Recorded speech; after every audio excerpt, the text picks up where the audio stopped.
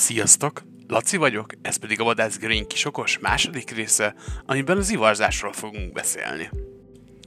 Minden gazda életében elérkezik az az időszak, amikor a kis kedvenc bizony már nem annyira kicsi, és belép a felnőtt korba. Ez nagyon nagy kihívásokat jelent minden gazda számára, átvesszük nevenként, hogy mire kell figyelni.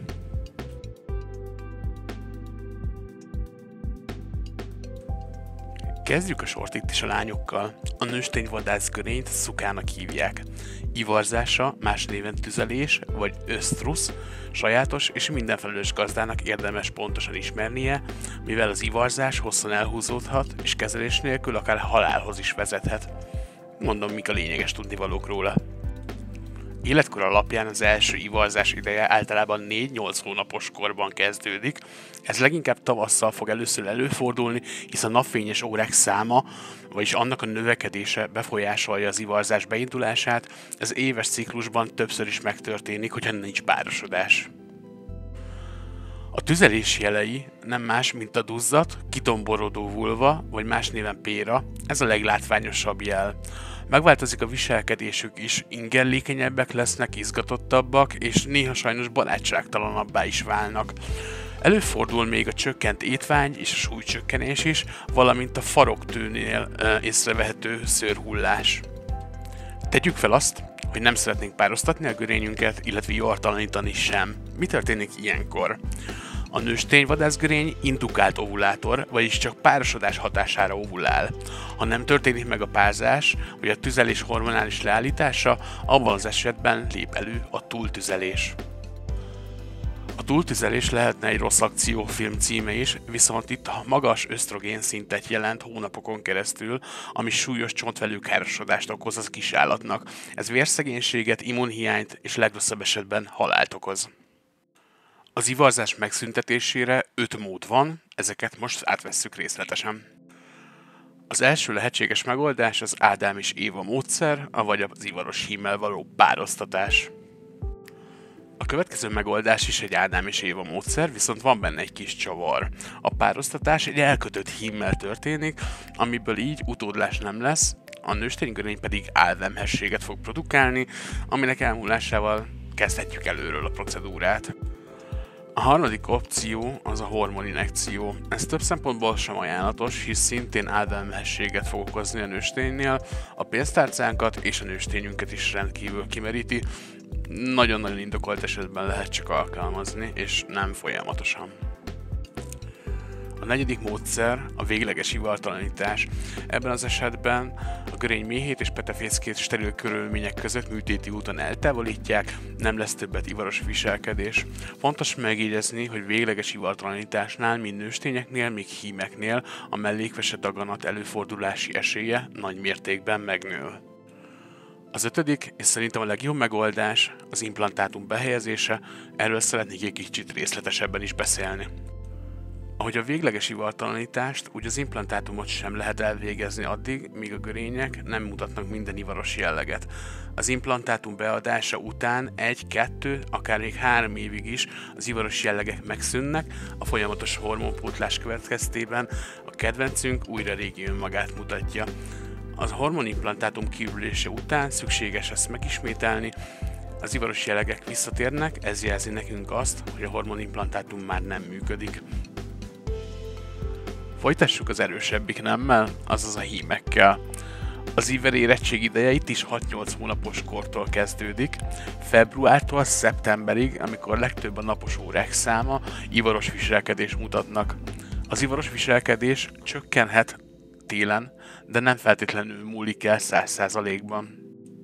Hímeknél sokkal erőteljesebb a viselkedésbeli változás, territoriálisabb lesz, erősen jelöli a környezetét mirigyváladékkal, illetve vizelettel, sok helyen kakit is hagynak jelölési szándékkal. Rendkívül erős pézsmás textszaguk lesz, mivel a bőrmirigyei fokozottan termelnek váladékot. Agresszívabbak is lehetnek, főleg más hímekkel szemben, de többnyire nőstényekkel szemben is fokozott agressziót mutatnak. Megpróbálhat párosodni tárgyakkal, más görényekkel, hát kb. Mint egy rossz kamasz mindenre is rámászik, ha a krumpli nem gurulna el, akkor az is kis görényeket fialna. Szorongás és nyugtalanság is előfordulhat nála, folyamatos mozgás, turkálás, tereptárgyak átrendezése, és szintén étvágycsökkenés, valamint súlyvesztés is jellemző lehet. A hímeknél a fizikai változások a következők: megnagyobbodnak a herék, vagyis inkább leereszkednek a hasfalból, és azután duzzadnak meg. Az izomtónus erősebb lesz, robosztusabb lesz a testalkatuk, és hát fokozott a fagyú termelésük, ami azt jelenti, hogy nem csak erősebb lesz a szaguk, hanem zsírosabb, sárgásabb lesz a szőrük is. A végbéltári mirigyek, vagyis anális mirigyek is aktívabbak lehetnek, de ezek nem az ivarosodásért felelősek, ezek igazándiból csak a territoriális jelölésben segítenek. Higgyétek el, egy ivaros hímmel senki nem szeretne együtt élni egy lakásban, pláne hogy ez panel, tapasztalatból tudom. A kellemetlen szagon kívül tartós stressz okoz a görénynek, illetve hát a gazdának is, illetve hogyha csoportosan él más görényekkel, akkor a hierarchiai rend megváltozik, indokolatlan agresszió lép föl, és ez megborítja a csapatmorált, nem jó senkinek hosszú távon. A hímeknél 3 lehetőséged van. 1. Együtt élsz a szaggal, és szenvedsz. A második megoldás a végleges ivartalanítás. Ilyen esetben eltávolítják a heréket, ami véglegesen megszünteti az ivaros viselkedést. Nagy hátránya ennek, hogy mellékvese betegség alakulhat ki, hiperplázia. Ebben az esetben sajnos a hormonpótlására van szükség, ami implantátum beadásával érhető el.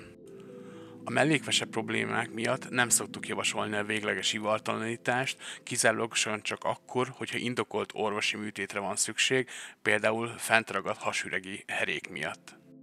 Amennyiben hiperplázia alakul ki, annak pótlására is implantátumot adunk be, ami egyébként a harmadik módszerünk, és egyben szerintem a legjobb módszer is, úgy, ahogy a lányoknál, a fiúknál is beválik.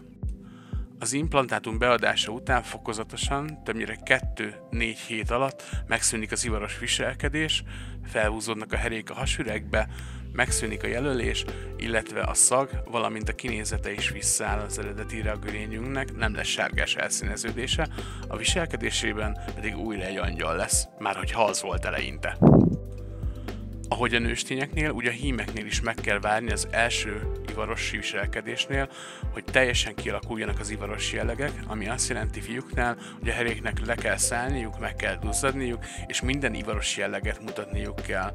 Ha teljes ivarzás előtt kerül beültetésre az implantátum, sajnos sok esetben az implantátum hatásának elmúlása után a herék nem szállnak le, hasüregbe maradnak, csökevényessé válnak és elrákosodhatnak, aminek szintén műtét a vége, ezért mindenképpen hozzáértő orvossal adassátok be.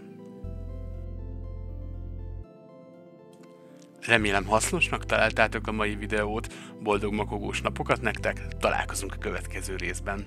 Sziasztok!